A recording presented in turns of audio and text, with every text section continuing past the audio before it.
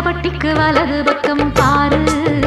சும்மா வளைஞ்சு வளைஞ்சு போகுதையா ஆறு வடுகபட்டிக்கு வலது பக்கம் பாரு சும்மா வளைஞ்சு வளைஞ்சு போகுதம்மா ஆறு